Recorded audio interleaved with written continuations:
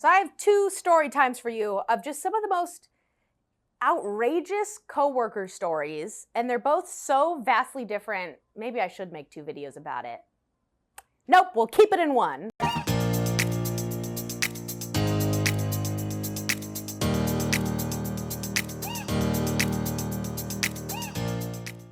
Hi everyone, welcome back to my channel, or welcome to it if this is the first time you are seeing my face. Thank you for clicking on it. My name is Jacy and I like to do story times on this channel, as well as what I call Storytime Snippets. Now my Storytime Snippets are small little mini story times all within the same theme compiled into one video. In this video I just have two Storytime Snippets about some of the most outrageous coworkers I've worked with. One is a really sad and scary story, and one is an outrageous gossip-filled story. So if you like story times like this, or just hanging out with me, I love hanging out with you too, but make sure to like this video, it really helps me out. And don't forget to subscribe so you can join us for any type of other future story times, and so you can give your 2 cents in the comments and share your own experiences on this topic. But with that being said, let's hop into snippet number 1 of one of my most outrageous coworkers I've worked with. All right, so snippet number 1 is actually very crazy. So I gotta tread carefully for YouTube terms. But it was when I was working at a restaurant. I think both of these story times are actually when I'm working at a restaurant, because that's when you run into the craziest of coworkers. I don't know if it's because there's different expectations in like a corporate landscape, but in the restaurant environment, I've said it before and I'll say it again, there needs to be reality shows, more reality shows about the restaurant workers. The drama that surrounds restaurant employees could fill 2 Netflixes. So get on that, streaming services, because some of these coworkers that I've met are insane. So the first story is about a coworker at one of these restaurants who I will call Ricky. I started working at this one restaurant and he was in my class, my cohort of new servers. This was at a restaurant where we had to go through a very, very intensive training process where it was like a week-long course as if I was going to college, studying the menu, trying all the delicious foods, trying all the cocktails. It was kind of cool, but it was very intensive, and you do kind of get really close with this cohort of other servers because it's like going to school all over again. So there was about 15 other people in my cohort, and you kind of immediately bond with them because as soon as they throw you outside of the serving and into the actual restaurant world, there were over 80 servers at this restaurant, and some of these people don't take the time to learn your name because they think you won't last more than a month. So you kind of bond with your other servers who are in your cohort because they are in a very similar situation where they're getting thrown into it. They may not have all of the answers, so you can go to them for kind of some commiseration. And so Ricky was definitely one of those people. However, right away from training all the way through getting thrown into the actual restaurant, Ricky was one of those oddballs. He wasn't the most socially adept. He kind of had like a weird sense of humor where, you know, everybody would be joking and he would say another joke and everyone else would kind of be like, haha, yeah. Anyway, so just like one of those just odd people is the best way I could describe him. So combined with his odd sense of humor, he always had a knack for kind of being a Debbie Downer, where we'd all be in the back chit-chatting, laughing, telling jokes, and he'd come in and be like, oh really? Yeah, well, you know, my dog's not doing too well this week, so that's just been pretty rough. So I'm trying to pick up any shifts. If anybody wants to give me their shifts, I could use the extra cash. And so for a while, he would be such a Debbie Downer that I almost didn't believe him because I felt like he would try to garner sympathy, either to get more people to empathize with him and try to be his friend and reach out to him, or to use it to try to get more tips, to get more shifts, or try to get the good sections and therefore make any money. So I was never like a big fan of Ricky. I just kind of thought he was really odd and tried to get fake sympathy from people. So there was one day I very vividly remember where it was a busy Saturday night shift. You know, there's probably about 30 servers on at this time. And I kept kind of crossing paths with Ricky. And I kind of made a comment of like, hey Ricky, how you doing? And he goes, oh, like not great. Like my mom's not doing too well, like she's passing away. And I'm like, oh my gosh, like I'm so sorry. However, it was such a busy kind of night shift that it wasn't so much that we could really deep dive into it. It was just like, oh my gosh, that's so terrible. I'm so sorry. Well, I gotta go get this table their extra pats of butter and they need a refill on iced tea. So good luck with that, I guess. Like it was really odd how fast-paced the restaurant industry is, where you can't really get past that surface level during a shift. So we're kind of going, we're running around, I'm in the weeds, it's going crazy. And as I'm still passing Ricky, he's still kind of trying to talk about it and vent and get it off his chest. And I'm trying to be as polite as I can, but also thinking like, dude, like I gotta work right now. Like now maybe isn't the time, sort of thing. And so I remember I kind of ended up taking my break around the same time he took his break, and he made the comment of like, hey, we should all go out for drinks later. And in my head, I'm thinking, I don't want to go out for drinks with you. That just sounds like I'm gonna have to listen to you vent, and it sounds kind of selfish, but if you saw my most recent video where I talk about how I'm breaking up with a lot of friends right now, I also had the mindset during this time in my life where it was just like, yeah, it just sounds like you wanna vent to me, talk at me, but I'm not really gonna get anything out of this relationship, and I don't even know you that well that, I don't know, I didn't feel the need to go out to drinks with him just so he could talk about all of his problems, because he was such a Debbie Downer and that was his reputation. That didn't really interest me. So I was like, oh, you know, maybe not tonight, not tonight. So that was just kind of my impression of Ricky. I really didn't see him that much because, again, this restaurant had so many servers and so many varying shifts, and I was in college and I was only working on the weekends. So it's kind of like I only really saw him once every couple of months, and I was always just in passing. It'd always just be like, hey, Ricky, how you doing? Not great. I think I'm developing a deadly autoimmune disease. Oh my gosh, that's so terrible. Wish we could talk about it more, but I need to get this other table their extra fettuccine sauce. So hold that thought. And then I didn't see him again for another 2 weeks. Fast forward a few months. I had been working at this restaurant for about 7 months, let's say, which means he also had worked there for 7 months as well. I go into work one morning and the mood was tense. The mood was very odd. And you know, you kind of walk in, and with this restaurant, everybody starts the same shift at the same time. So it's like a morning shift and a night shift. So all like the next round of 15 people, we're all getting ready to clock in and do our little hype up session before we start our shift. And it is just very morose kind of tone. And so that's when I say, hey, like, what's going on? And somebody kind of pulls me off to the side and they said, it's Ricky. And I said, what happened? Earlier that day, Ricky came into the restaurant where we worked. It was his day off and he was just coming to visit. I guess he sat up at the bar and just got a cocktail or two and was just trying to talk to all of the servers in passing, you know? And that's something that I still do. I still go to my old restaurants, but even as a current server, I would go to my restaurant on my days off and just kind of hang out and be like, hey, how's your shift going today? Sucks to suck. Can I get another round of mimosas for me? Thanks. Like it was totally normal going to the restaurant where you actually worked. But I guess he comes in, sits at the bar, and just progressively starts getting more and more drunk. And it was probably another busy shift. And again, Ricky didn't have the best reputation. And so people are kind of trying to avoid his table.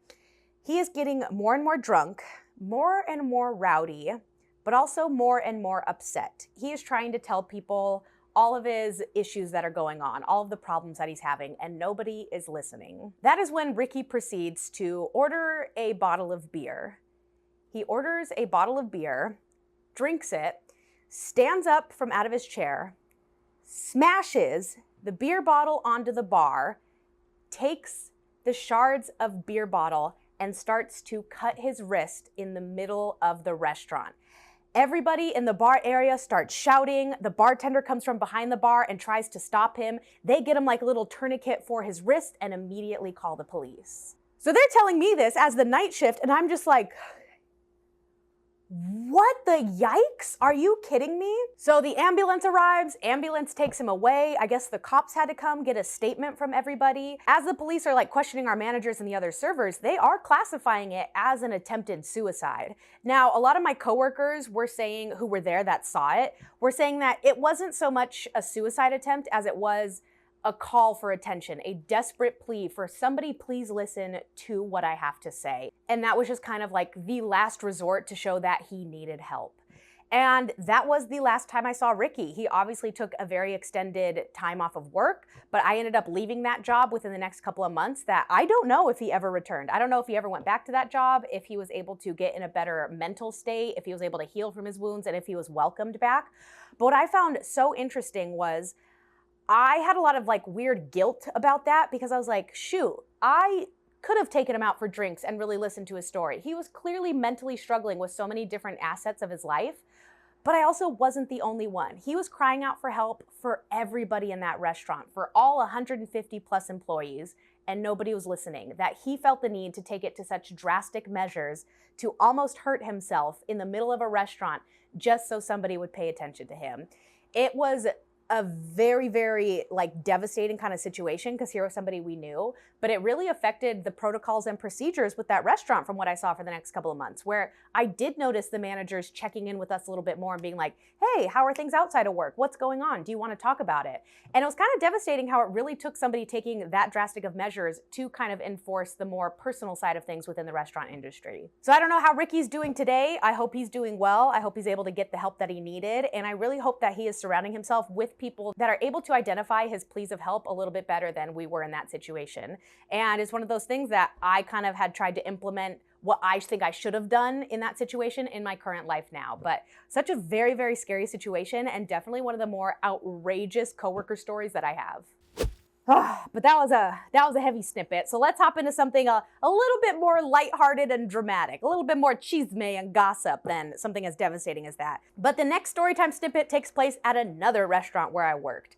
And this one is just more of like, are you serious? So I was working at this restaurant and I became a trainer. So I trained all of the new employees that would come in on all of our procedures and orientation and how to roll silverware, all that silly stuff.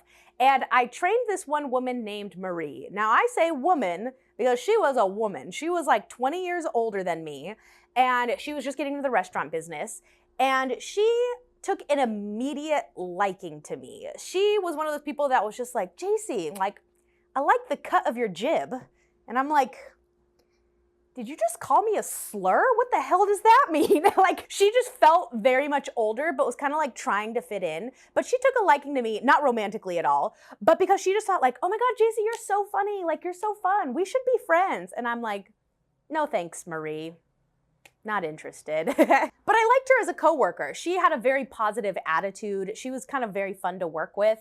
But I think one of the reasons that I was trying to like distance myself friendship-wise was that when it came to working stuff, she was not a great employee. She was actually one of our weakest servers, to the point where they like cut her shifts down to like twice per week because she was always making mistakes, very forgetful, always forgetting to ring in orders, not bringing people their check, forgetting to check people out, and they would dine and ditch all of the time.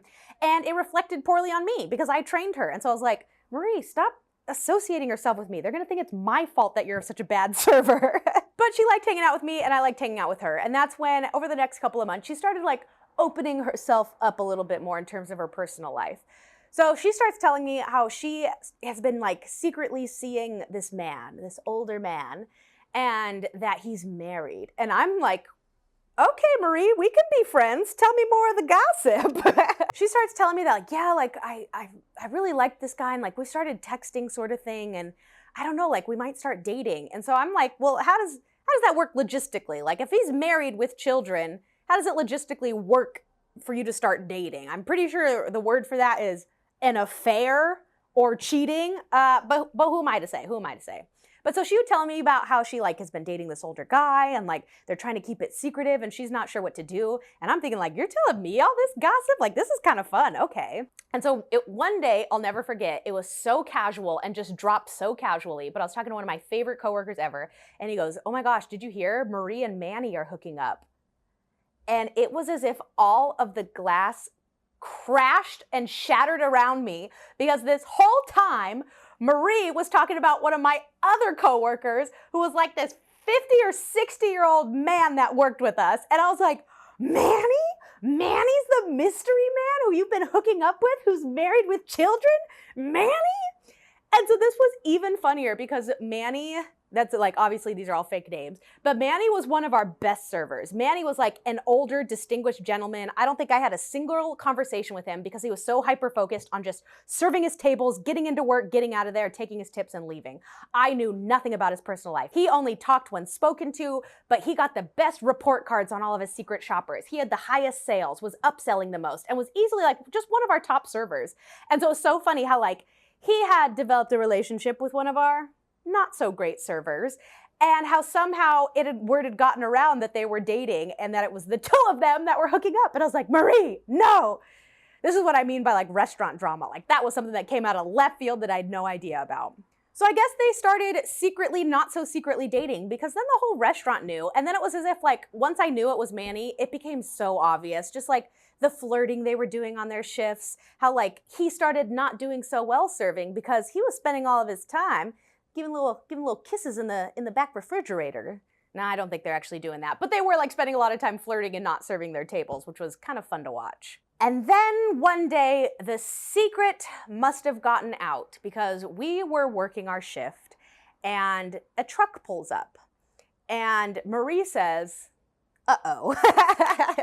So I don't remember like every single detail that happened, so I don't want to tell it incorrectly. But what I can remember is that Marie took her lunch break and hopped into this car, and they like went and parked in the parking lot, and she comes back from her lunch break just kind of like, I don't remember if she was like laughing or crying or somewhere in between, but I was just like, hey, what was that all about?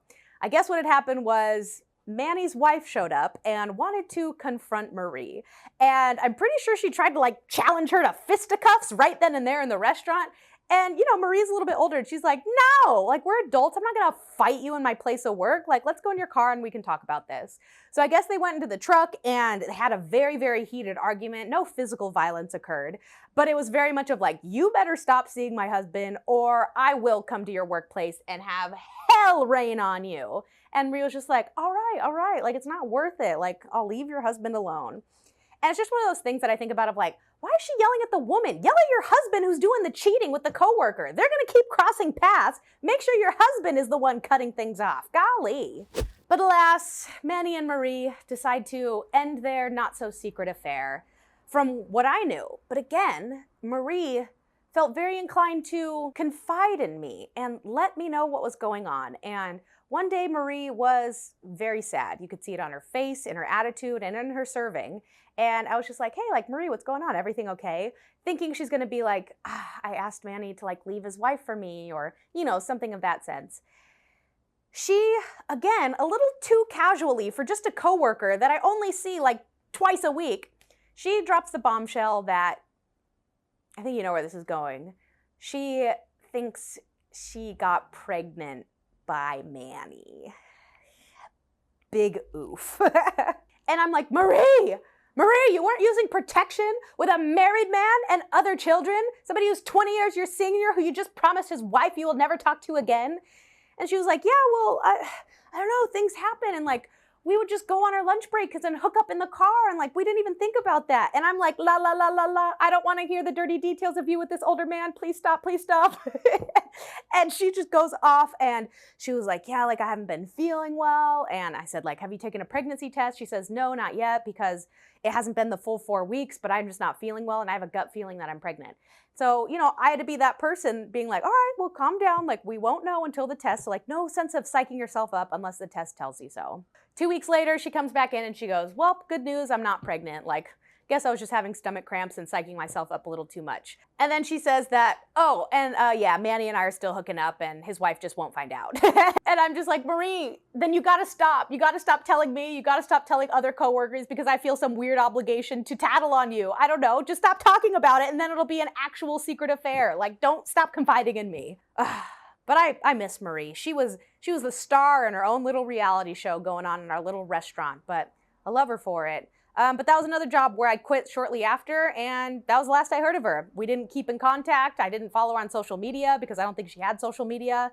But I hope she's staying safe out there. I hope she ended her affair, and I hope she's pursuing men that would want to pursue her back and not just hook up on her lunch breaks in their truck after their wife came and yelled at them to stop doing that. But that's gonna be it for this story time and some crazy coworkers that I have worked with. Please let me know some of your coworker stories because I'm sure there are a lot out there. When you start surrounding yourselves with all different personalities, drama is sure to ensue. But I thank you guys so much for watching this video. If you want to hang out with me even more, if you like chit-chatting and seeing what else I'm up to, I do have a vlog channel of some more long-form vlogs of just what I'm up to in my day-to-day life in LA. So if you want to come hang out with me even more, make sure to subscribe to that channel. I think I'm getting better at vlogging. I still have some work to do. I'm still improving, but check it out there. But I thank you guys so much, and I will see you in the next video. Toodles! I'm actually gonna pitch that to Netflix. More shows about servers. We'll call it Serving Up the Drama. Serving drama. Drama is served. Netflix.